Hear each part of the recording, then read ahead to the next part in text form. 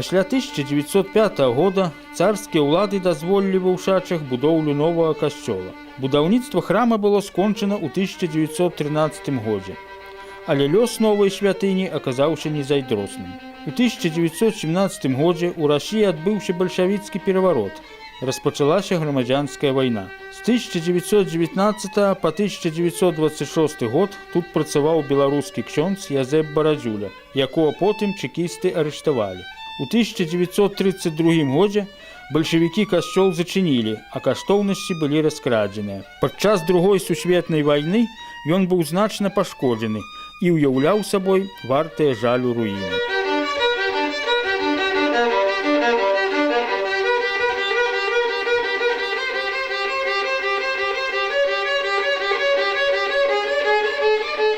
На сценах гэтага будынка ўжо выраслі рабіны і бярозкі, а ў самім касцёле было столькі смецця. Складвалася ўражанне, што смецце сюды зносілі з усіх Ушачаў. Дасягала нават вокон гэтай смецце, утрамбаванае, яго нічым не можна было ўзяць. Вось такі непрыглядны від быў. Ушацкія католікі нават і не марылі, што гэты касцёл можна будзе адрадзіць. Ну, што прасіць пра касцёл, калі нас тут сядзіць 12 чалавек? Касцёл гэты поўнасцю разбураны, і што тут пра яго прасіць? Ну, ясна, што Бог не будзе ўжо тут нам дапамагаць, бо ёсць больш важныя. У 90-х гадах ужо мінулага стагоддзя ва Ўшачы завітаў ксёндз Мячыслаў Янчышын. Прыехаў ён сюды з суседняй Лепеля на матацыкле і стаў шукаць ушацкіх католікаў. Калі ў 1993 годзе ўдалося арганізаваць каталіцкую парафію, то вернікі сталі збірацца на малітву на прыватнай кватэры. І вось пасля адной з такіх малітваў мужчыны вырашылі сабрацца і пачаць прыбіраць касцёл. І вот, ведаеце, пасля гэтай малітвы вырашылі чаю папіць, раз ужо свята. Тут быстренько накрылі стол, пілі чай, усё, і нашы мужчыны разгаварыліся паміж сабой. І вы ведаеце, так адзін аднаму говорю: ну што мы ўжо, давайте мы ўжо хоць гэты касцёл, можа, як-небудзь там начнём ачышчаць, а то ўжо брыдка, невозможно хадзіць. Тут уся Ушача тут складае усякія смецце. Можа, хоць начнём. Ну і так яны говорю: а што, начнём? А калі? Ну вот, сёння нядзеля, давайте ў сераду. Жанчыны спачатку не паверылі, што мужчыны пяройдуць ад слоў да справы. І вы ведаеце, у сераду, пасля працы, яны з'явіліся ў касцёл з ламамі, з сякерамі, з лапатамі. І пачалося наша аднаўленне нашага касцёла. Ачысціць касцёл аказалася не такой лёгкай справай, як здавалася на пачатку.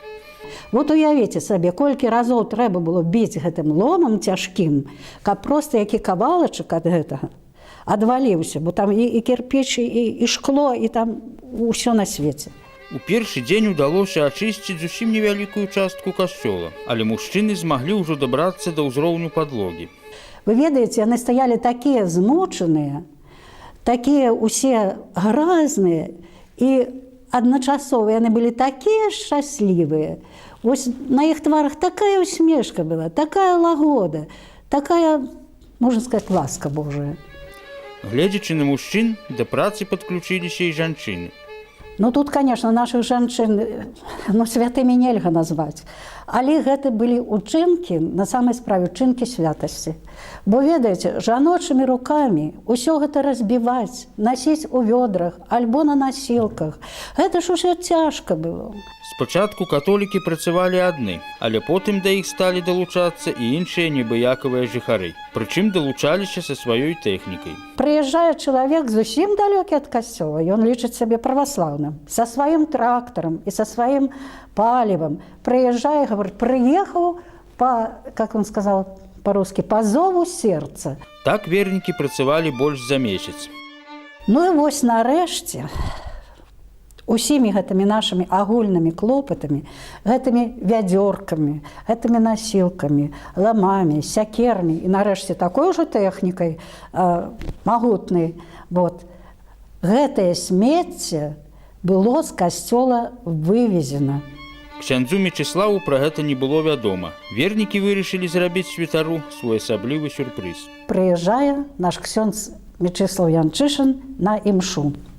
Сабраліся ў маёй кватэры, памаліліся, ўсё, мы толькі згадкава пасміхаліся. І ён гэта заўважыў, але думаў, ну, мала ли што, чаго яны тут весела такім.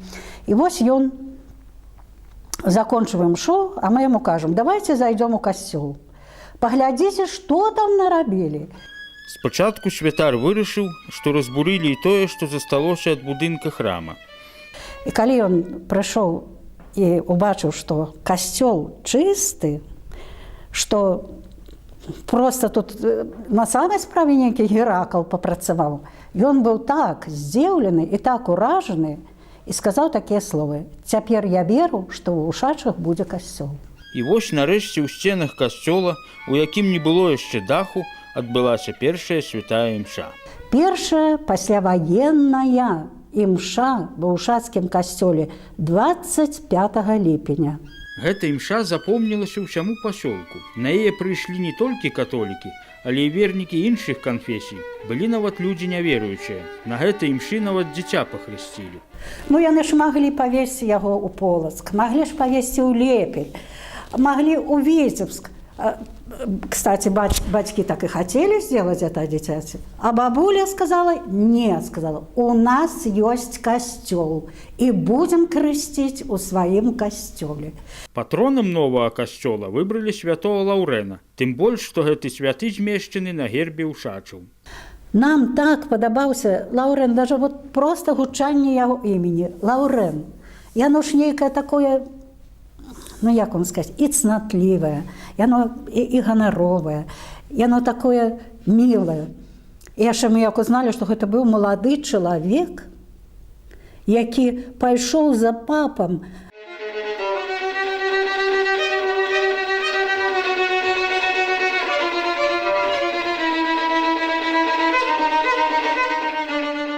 Ён быў дыяканам пры папе Сіксце II. У час пераследавання хрысціян Цэзарем Валеріем папу Сікста II і 4 яго дыяканаў схапілі 6 жніўня 258 года. Папу казнілі адразу. А так як Лаўрэнцій запраўляў багатствамі касцёла, яго аставілі і пыталі. Но Лаўрэнцій прадугледзеў гэта, і перад тым, як яго арыштавалі, ён аддаў усё багацце бедным.